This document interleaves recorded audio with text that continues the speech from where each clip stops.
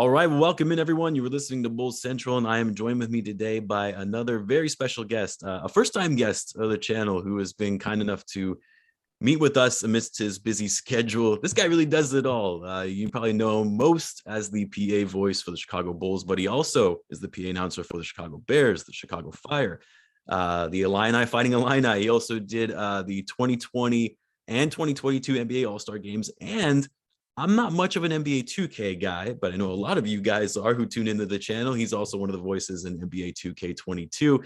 It is my pleasure to introduce you, Tim Sinclair. Tim, thanks for coming on the show and appreciate you making the time. My pleasure, Jamal. Appreciate it. So, Tim, we'll talk about the Bulls because I know that's what my audience wants to hear about the most. But selfishly, I've got Tim Sinclair on. And for me, I'm curious to know, how did you sort of find yourself into the position that you are today? What sort of led you on this career path? Did it start at a very young age as something you always wanted to do, or did it come later on in life as a passion you wanted to pursue? Quite a bit later in life, quite honestly. I thought I was going to be an architect for years and years. Junior high, high school, that's all I wanted to do. I designed homes and helped people with those kinds of projects, even not having any formal training. And then I went to architecture school at the University of Illinois. And about a year and a half in, I realized I need a part-time job. I got to have some way that I can make some cash, but only work a few hours a week. And I happened to know somebody who worked in radio. And so I said, hey, is there any way I could help out around the station? Just find a little part-time job. And he said, do you want to be on the air? And I went, yeah, sure. Okay, why not? And it was just a few weeks later that I got my first opportunity, and I was awful, but I loved it. I really, really enjoyed trying to communicate an idea and having fun and like all of what's wrapped into doing a radio show. And that officially launched my career in radio. And honestly, that's what I thought I was going to do forever. And it was, I don't know, probably 10 to 15 years after that, somebody said, hey, you should audition for the public address openings that they have at the University of Illinois. And you know, you like sports, you talk for a living, it makes sense. And it's true. I did love sports and I did talk for a living, but I'd never mixed the two until I applied for that job. And no one called me back. I was like, well, there goes that. And it was a year later, finally, when they needed some help at an Illinois baseball game, that I got the phone call. And again, I went and I was terrible, but I loved it. And, you like to say the rest is history. It's been 12 years or so since then. So it's been a lot of time and energy and work, but that's really what got me started on this path. Interesting. And so you never went back into architecture, huh? Just kind of dropped all of that. I was there at the architecture school, and I was doing great, but I just never returned. I liked spatial planning, but I don't care how to get water to the 100th floor of a skyscraper or what windows to use. And like, no, thank you. Now, I know you announce for a lot of teams, and I'm sure, all of them have unique ways for how you approach each sport when announcing, right? But I have to ask, is there a sport or a team in particular you have enjoyed the most being the PA for? And listen, I know it's a Bulls channel. You do not have to say the Bulls. No judgment at all. If it's another team, I'm genuinely just curious. Is there one that you maybe enjoy the most, or maybe even feel more invested in as a fan? Maybe you grew up, watching them and you like them more, and that's why you kind of take it in a bit more.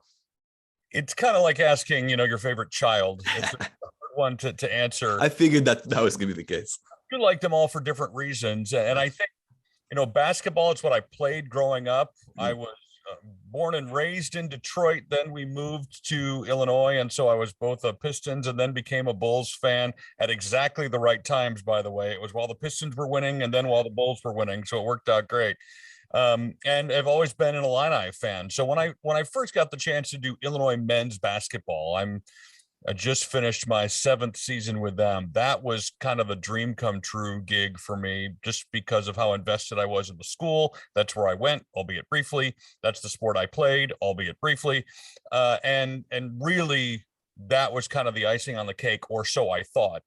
I love basketball because you're courtside. You're not watching the action. You're almost a part of it. The crowd is surrounding you just like it is the players. And so that environment is really cool.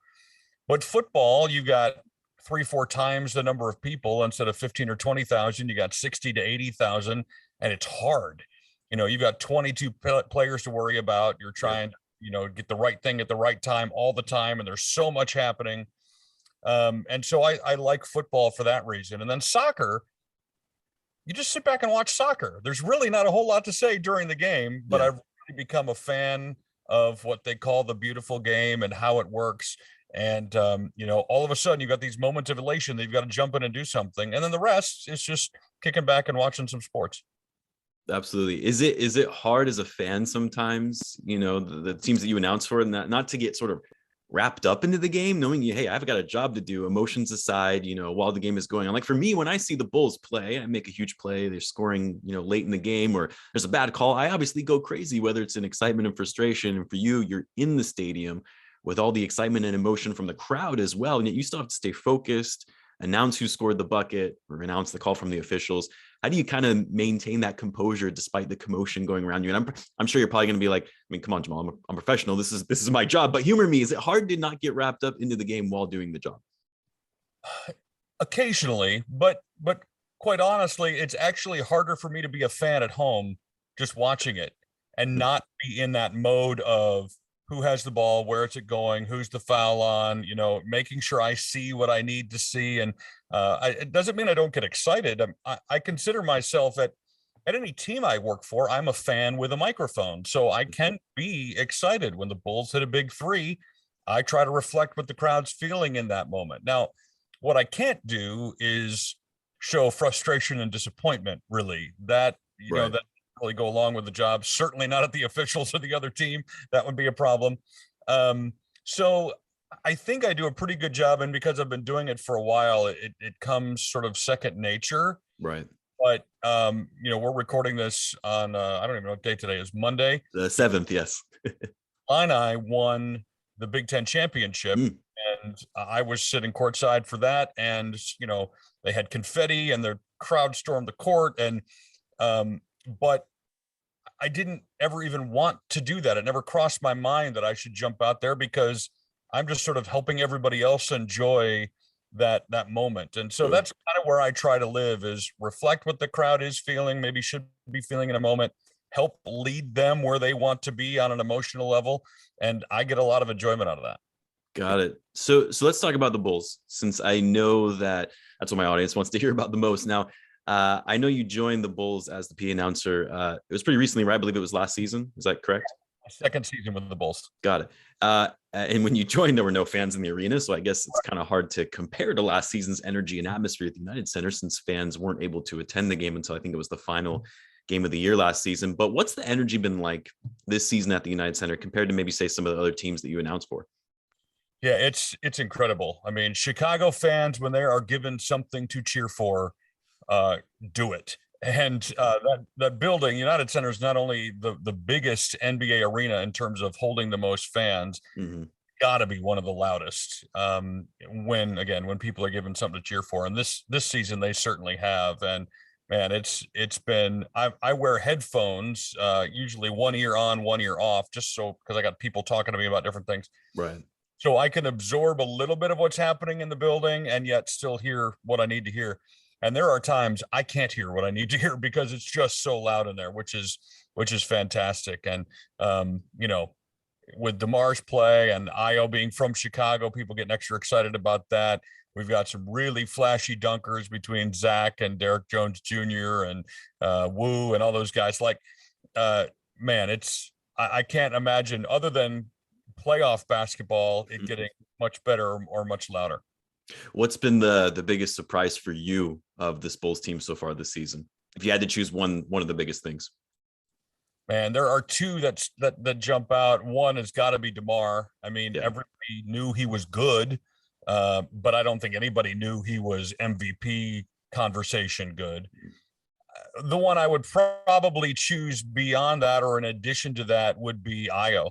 I introduced him his whole college career, so I got to watch him play, and we developed his call from Chicago, and the that whole thing was really developed in college.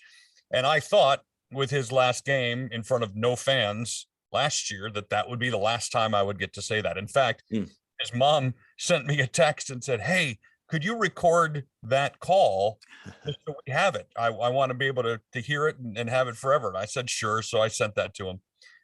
having no idea, of course, that the Bulls would draft him, that not only would he get to play, but because of injuries and all that kind of stuff, get to play a lot and start and play so well. So I have a little soft spot in my heart, certainly for that story. And, but I don't think you go wrong with either one. I can tell you got the Io's jersey in the background, right? It's obviously it's got to be a pretty big moment for you, obviously announcing for him when he was with the Illini and now to the Bulls. Now the Bulls are slumping a little bit, currently on a 4-game losing streak. They got the Sixers later tonight in Philly, another top Eastern Conference team. You're watching this team closely, night in, night out, at least for home games anyway. And obviously the Bulls, they're shorthanded, which has been a factor in their recent slump. But in your view, being close to the action, what has sort of stood out to you most for this Bulls and what they're kind of experiencing right now? And maybe even trying to alleviate some of the concerns that people are having, like, oh, they're going to start slumping towards the end of the season, and that's that going to impact playoff seeding? What is sort of your view on how the Bulls are looking right now? Well, some of it is about perspective, right? I think if you told anyone before the season started that the Bulls were going to spend the first 2/3 of it in the number 1 or number 2 spot in the East, or be tied for third now, or even make the playoffs and look like a favorite when they get there, we all would have taken that in a heartbeat. And so I think there's something to be said for looking at it that way. Now, you don't, the goalposts move as you work through a season, and all of a sudden you're like, ooh, okay, we're better than we thought. So now I'm going to ask more. Ooh, now we're here. Now I'm going to ask for even more. And I think we do that in life with everything. We tend to be that kind of people, I guess. But when it comes to the Bulls, the idea that we are where we are, given what we don't have, is really remarkable. And so my job's always awesome. It's always better when you win, though. And I want to win as much as the next guy. It just makes my job that much more fun. Yeah. But they haven't played with a full roster at all this year. They had Patrick Williams those first 5 games, but they didn't have Coby White. And then from then on, we've been without one major piece or another, or multiple major pieces ever since. And so I am looking forward to all those pieces getting back. I do think when AK said at the trade deadline that they're happy with the pieces they have once they all get healthy, I totally see where they're coming from completely. Because when those pieces are there or were there, they were top 5 defense and a top 5 offense. So yeah. And I think what I'm looking forward to, and we'll see what happens. I like that you're sort of putting it in a perspective in that way, because I do think that is something that Bulls fans tend to forget about a lot, right? Is we had no idea that this team was going to be as good and kind of sitting in that 1 or 2 spot at the beginning of the season. Like, we should probably be happy that this team isn't one of the bottom feeders in the league like they have been, the last few years. Like you said, it's kind of human nature. You're always wanting more. Once something is good, you even want it better than that. And so that's kind of what I try to remind the audience as well. Is it's like, yeah, they're slumping right now. They're 4th in the standings, but they're going to make the playoffs. And that should be something to be excited about as Bulls fans, because we haven't been able to experience that. Now, I wasn't able to attend. Go ahead. Somebody wise once said, how much money is enough? The answer is always a little bit more.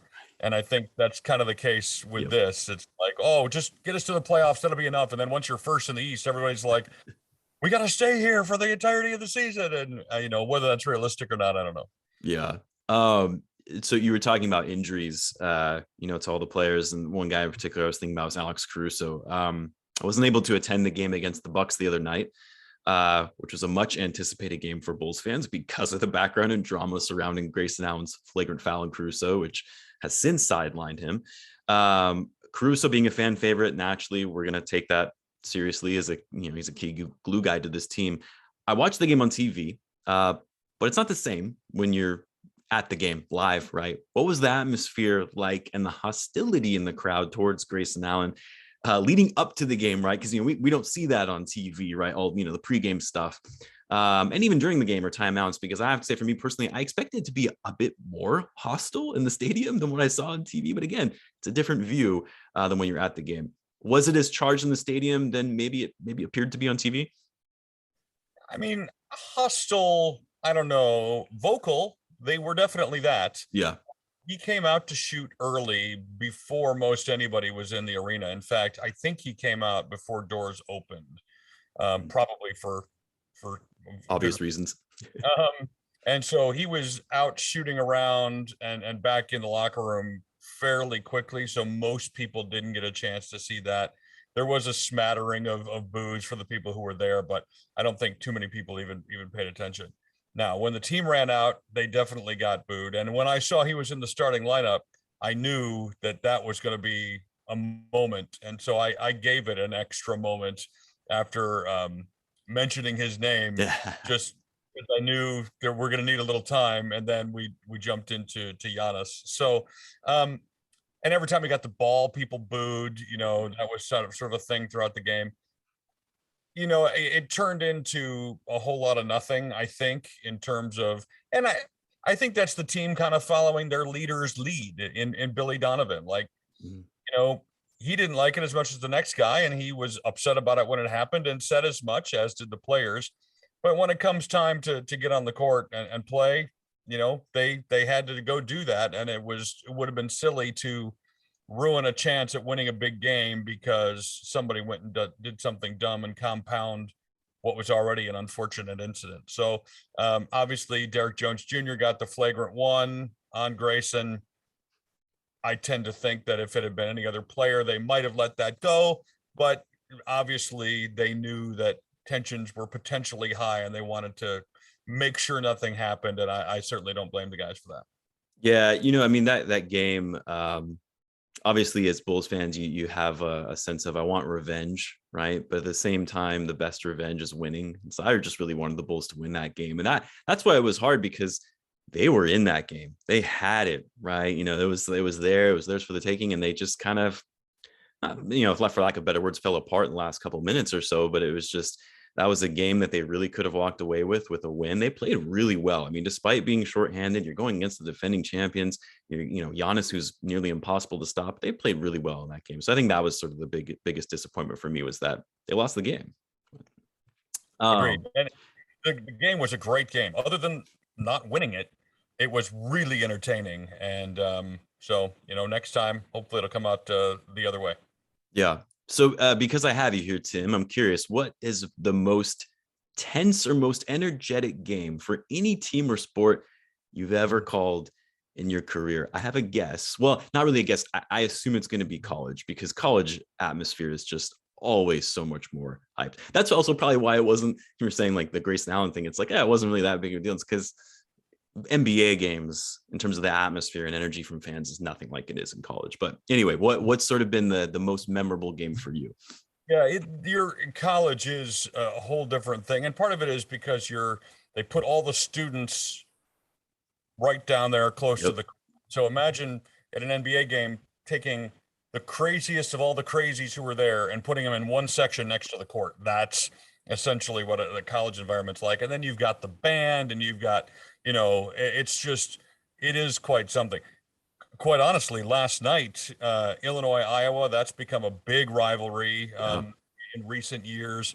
It was big 2 years ago, but there was no fans, but Iowa and Kofi, and it was a tight game at the last game of the season. That was an incredible game, but nobody was there. And so this year, getting to kind of redo it, albeit without Io, that was the most tense I've probably been. But part of that is because so much was on the line, right? A Big Ten championship if Illinois wins it, and second place if they don't. And so that, it may be recency bias, but that's certainly up there. I did a couple of Pacers playoff games when I worked for the Pacers, and playoff atmosphere is always something special, but they lost both games, and so that starts to fizzle once your team's down. So I would probably say that game last night certainly is right up there near the top. Okay. I noticed you're wearing, that's the All-Star hat there, right? That you got on. Yeah. How was it like doing the 75 player anniversary, calling out those names? And I think I saw you mentioned you had like a tweet around announcing Michael Jordan's name, right? What was that experience like? What was that feeling of being there at that All-Star game, and then also having that, halftime ceremony there in between? Well, going in, I didn't know what they were going to do. I knew it was going to be 75th anniversary focused, Right. But I didn't know what that ceremony looked like till I got okay. the script and we started talking through it and walking through it. And all of a sudden I realized quickly this is going to be something special. And I think it was. I can't imagine there being more talent per square foot in any building ever in terms of basketball. It was just incredible to see all those guys there. And then, of course, TNT carried and TBS carried the entire thing, which is unusual for halftime. Usually they're doing their own thing, but they decided this was special enough. They were going to carry it, and it was, I believe, 29 minutes long. It Yeah. was a long halftime show. And so to have my voice tied to that and to get to literally introduce all 75 of those guys, including MJ at the end, which I know was a surprise to most. There may be career highlights that eclipse that, but it's going to be tough to top. I'll say that for sure. Did you have a chance to meet any other players, or no? They didn't allow that. Some of them actually. Oh. I ran back because I know I was going to be sitting at that table for 4.5 hours. I ran back to use the bathroom right before the game, and before I left, I ended up having a conversation all at the same time with John Stockton, Hakeem Olajuwon, Clyde Drexler. We were sliding by Bill Walton to try to get out. It was just everywhere you turned was a legend, and everybody I interacted with was super cool. Barkley and Shaq will say hey or what's up or fist bump you, but I didn't really have a chance to talk to them. But everybody was there, and it was just absolutely amazing. That's awesome. That's awesome. You have one of these jobs that I think a lot of people sort of, like, oh, I wish I had Tim's job. Like I want to be, in the world of sports broadcasting or announcing and things like that. I'm sure it comes with its challenges, of course, as well. But that's incredible. Because like I said, I'll get you out of here on this one, Tim. But I want to set expectations for the rest of the season. Where do you see the Bulls finishing, assuming Caruso and Lonzo come back when expected, maybe even Patrick Williams as well this season? How far do you think this team can go going into the playoffs? The Eastern Conference is so interesting this year because it feels like any one of 7 teams could probably come out of the East. Yeah. So this is, in years past, it's been easy to say, well, it's going to be, Milwaukee or Brooklyn or whatever it is, Miami, whoever. This year, I think anyone's guess is as good as mine. My hope is that the Bulls stay in the top half of, have home court advantage, so finish in the top 4, obviously avoid the play in, and then, ultimately at least get to the second round. That's just my wishes as a fan. Yeah. As a team employee, I probably won't make a prediction. No, of course. but I think kind of when you look at who we have, how we've done, who we've played, there's every hope that, you finish top half, avoid the play in, you get home court advantage, you win a series or 2. And then after that, man, you never know what's going to happen then, because I really do feel like given a hot run by any number of teams, you could find yourself in the finals. Yeah, I think just seeing the Bulls being back in the playoffs is going to be a lot of fun for Bulls fans. That's what I'm most excited about. I'm with you. I really want the team to at least win a playoff series. I want them to get to the second round. I think that's possible, right? But I do agree. You got, the top teams that the Bulls haven't done that well so far against this year. Again, it is regular season. They've been shorthanded, but, the Heat, Bucks, Sixers, Nets, all of those teams, maybe not so much the Nets anymore, but those are going to be challenges for the Bulls. But I'm looking forward to it, and I'm looking forward to hearing your voice announcing the team as we kind of go along and through it. But Tim, once again, I cannot thank you enough for taking the time out of your day to meet with me. I really do appreciate it. It says a lot about your character. Meeting with everyday fans like myself. Keep up the great work, and let's stay in touch. Yeah. Oh, it's my pleasure. Let me know anytime. Happy to hop on. Sounds good. Thanks, Tim. You take care.